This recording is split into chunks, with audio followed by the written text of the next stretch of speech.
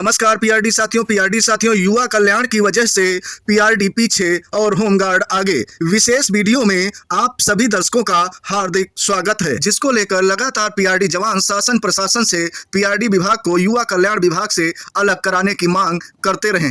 आखिर करें भी क्यों ना, क्योंकि युवा कल्याण विभाग वह दीमक है जो पीआरडी जवानों के करियर को धीरे धीरे तबाह करता रहा है, पीआरडी जवानों की तरक्की का रोड़ा बनता रहा है। आपको हम साक्ष्य के तहत अभी इस वीडियो के माध्यम से बताएंगे कि क्या कारण है कि पीआरडी जवान पीछे रह गए और होमगार्ड विभाग आगे निकल गए।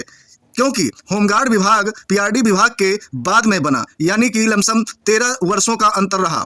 पीआरडी विभाग का गठन 1947 में हुआ था, लेकिन होमगार्ड विभाग का गठन 1962 में हुआ। लेकिन पीआरडी विभाग जो कि सुभाष चंद्र बोस की सेना थी, वो क्यों पीछे रह गई और होमगार्ड आगे क्यों निकल गया। यानी कि जो देश के लिए लोगों ने जान दी, यानी बलिदान दिया, उसके बावजूद आज वो तरक्की नहीं प्राप्त कर रहे हैं। लेकिन जिन्होंने कोई शहादत कभी नहीं दी लड़ाई में, वो आगे कैसे निकल गए। प्रमुख कारणों पर हम चर्चा करेंगे इस वीडियो के माध्यम से, सबूतों के तहत। लेकिन उससे पहले हमारे दिशा राइट यूट्यूब चैनल को सब्सक्राइब करिए ताकि आपको लेटेस्ट वीडियो समय पर मिलती रहें। साथियों, हम विश्लेषण आपको बताएं, लेकिन उससे पहले आपको बता दें कि बहुत से पीआरडी जवानों का कहना है कि युवा कल्याण के अधिकारी पीआरडी विभाग को लगातार देखते आ रहे हैं। भले वर्दी कभी कभार पहनते हों, लेकिन अपने आप को युवा कल्याण अधिकारी ही आज तक मानते रहे हैं। जब लेने देने की बात आए तो पीआरडी के अधिकारी बन जाते हैं, लेकिन जब पीआरडी जवानों का भला करने की बात आती है तो अपने आप को युवा कल्याण का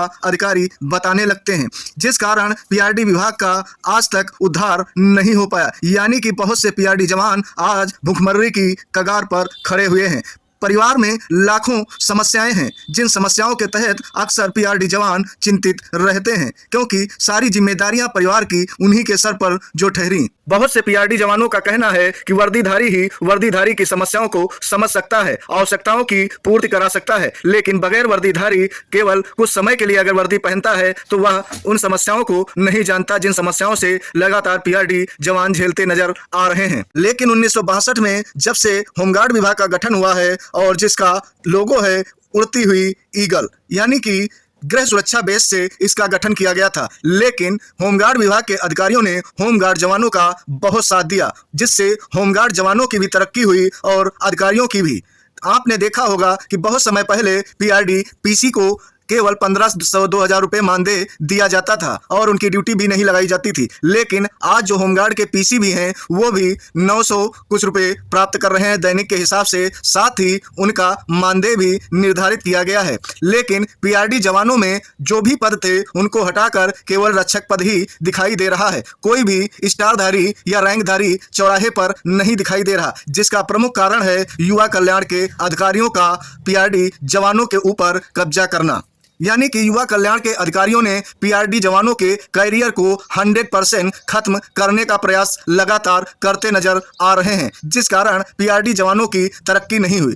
इससे स्पष्ट पता चलता है कि होमगार्ड और पीआरडी विभाग में कितना बड़ा अंतर है। क्यों विद्रोह कर रहे हैं लगातार पीआरडी जवान, क्यों दर दर भटक रहे हैं, अभी हम आपको इसका साक्ष्य भी दिखाते हैं। साथियों, होमगार्ड संगठन का जो है परिचय बता दें कि होमगार्ड संगठन की स्थापना भारत सरकार के कंपेडियम ऑफ इंस्ट्रक्शन एवं उत्तर प्रदेश होमगार्ड अधिनियम 1963 में निहित दिशा निर्देशों एवं प्राविधानों के अंतर्गत हुई। भारत सरकार द्वारा विभिन्न प्रदेशों केंद्र शासित राज्यों हेतु होमगार्ड की संख्या 5,73,793 नियत की गई, जिसमें अकेले उत्तर प्रदेश में 1,18,348 निर्धारित है। उत्तर प्रदेश होमगार्ड संगठन उत्तर प्रदेश शासन के अंतर्गत एक स्वतंत्र विभाग के रूप में स्थापित एवं माननीय मंत्री जी के नियंत्रणाधीन क्रियाशील विभाग है। शासन स्तर पर मुख्य सचिव, प्रमुख सचिव, आईएएस एवं मुख्यालय स्तर पर विभागाध्यक्ष के रूप में कमांडेंट जनरल आईपीएस तैनात होते हैं। होमगार्ड की तरक्की का कारण जानिए। संगठनात्मक ढांचा जो है होमगार्ड का, वो होमगार्ड मुख्यालय, केंद्रीय प्रशिक्षण संस्थान, परिक्षेत्रीय डिप्टी कमांडेंट जनरल, मंडली कमांडेंट ग्रेड 2, मंडली कमांडेंट ग्रेड 1, मंडली कमांडेंट, मंडली प्रशिक्षण केंद्र तथा सभी जनपदों में जिला कमांडेंट के कार्यालय कार्यात्मक इकाइयों के रूप में संचालित है। मुख्य स्तर पर होमगार्ड मुख्यालय स्तर पर कमांडेंट जनरल होमगार्ड के रूप में पुलिस महानिदेशक स्तर के, यानी कि पुलिस महानिदेशक जो होता है उस स्तर के वरिष्ठ आईपीएस अधिकारी तैनात होते हैं। मुख्यालय पर निम्नानुसार अधिकारियों के पद सृजित किए गए हैं। जिस कारण होमगार्डों की लगातार तरक्की हो रही है और होमगार्ड को पुलिस विभाग में समायोजित करने की चर्चा चल रही है। लेकिन पीआरडी विभाग में ऐसा कोई पद नहीं है। वहीं आपको बता दें, अपर पुलिस महानिदेशक यानी कि पुलिस महानिरीक्षक जो होता है, भारतीय पुलिस सेवा आईपीएस एक रैंक होती है, संयुक्त महासमादेष्टा विभागीय एक रैंक होती है, उप महासमादेष्टा भारतीय पुलिस सेवा आईपीएस एक पद होता है, उप महासमादेष्टा उत्तर प्रदेश होमगार्ड सेवा एक पद होता है, staff officer to commandant general यानी कि मंडलीय कमांडेंट ग्रेड 2 ग्रेड 1 स्तर का एक अधिकारी होता है, वित्त नियंत्रक यानी वित्त एवं लेखा सेवा का एक अधिकारी होता है, वरिष्ठ स्टाफ अधिकारी यानी कि मंडलीय कमांडेंट ग्रेड 1 स्तर का एक अधिकारी होता है, चिकित्सा अधिकारी यानी प्रांतीय चिकित्सा सेवा के 2 पद सृजित किए गए हैं। वहीं कनिष्ठ स्टाफ अधिकारी जिला कमांडेंट स्तर के 2 पद निर्धारित किए गए हैं। ऐसे ही न जाने कितने पद और भी होते हैं। लेकिन होमगार्ड उत्तर प्रदेश गार्ड संगठन में वर्तमान में होमगार्ड स्वयंसेवक अवैतनिक अधिकारियों का कंपनी तथा प्लाटून की संख्या एवं जनशक्ति का विवरण निम्नानुसार यानी कि नगरीय कंपनी में 326, ग्रामीण कंपनी में 788, महिला कंपनी 24, महिला प्लाटून 60, कंपनी कमांडर 1138, सहायक company commander 1110, platoon commander 3513, home guards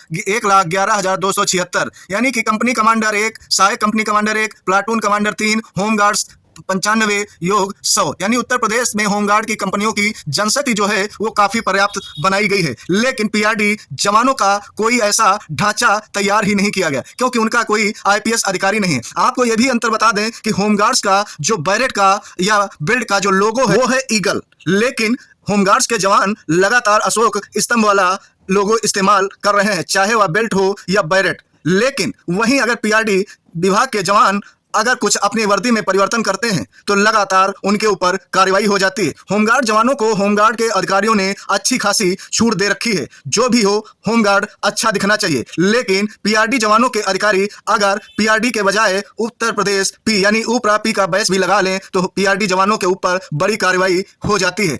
अब आपको बता दें कि उत्तर प्रदेश पुलिस का उत्तर प्रदेश टू हो सकता है, उत्तर प्रदेश होमगार्ड का उत्तर प्रदेश हो सकता है, यूपीएचजी हो सकता है, तो उत्तर प्रदेश पीआरडी का उत्तर प्रदेश पी क्यों नहीं हो सकता है? आखिर क्यों आईपीएस अधिकारी इनको नहीं दिया जाता? इनकी रैंक निर्धारण क्यों नहीं की जाती? इनका कार्यालय विकास भवन से हटकर इनके लिए रिजर्व क्यों नहीं बनाया जाता? इनके वर्दी अधिकारी यानी वर्दीधारी अधिकारी इनके कार्यालय में वर्दी पहनकर क्यों नहीं बैठते? यानी यही बहुत से विशेष कारण हैं जिस कारण पीआरडी पीछे है। जब पीआरडी का अधिकारी कभी अपने जवानों के यानी कि जहां नियुक्ति है उनकी वहां कभी वर्दी पहनकर जाएगा ही नहीं तो वहां के इंचार्ज क्या जाने कि पीआरडी के कोई अधिकारी भी होते हैं। पीआरडी अधिकारी कोई स्वतः कार्य नहीं करता, अक्सर पीआरडी जवानों से ही कराने का जिम्मा दे देता है। आपको बता दें कि युवा कल्याण का कार्य है यानी कि युवक मंगल दल, महिला मंगल दल का गठन करना, खेलकूद कराना, वो भी कार्य अक्सर पीआरडी जवानों से या पीआरडी महिला जवानों से कार्य लिए जाते हैं। पीआरडी अधिकारी कुछ नहीं करते। पीआरडी साथियों, आप इसी अंतर से अनुमान लगा लीजिए कि आप लोग इतना पीछे क्यों हैं। होमगार्ड के अधिकारी अपने आप को पुलिस अधिकारी बनाने पर तुले हुए हैं, लेकिन पीआरडी अधिकारी अपने आप को युवा कल्याण अधिकारी बनाने पर लगे हुए हैं। यही बहुत बड़े कारण है पीआरडी जवानों की तरक्की के रोड़े के रूप में। आप सभी पीआरडी जवानों को स्पष्ट रूप से समझ आ गया होगा कि पीआरडी जवान पीछे क्यों हैं। फिलहाल आज की वीडियो में यहीं तक। आगे आपको नए विश्लेषण के साथ, नई जानकारी के साथ आपके समझ फिर हाजिर होंगे। तब तक दीजिए विदाई। जय हिंद, जय भारत।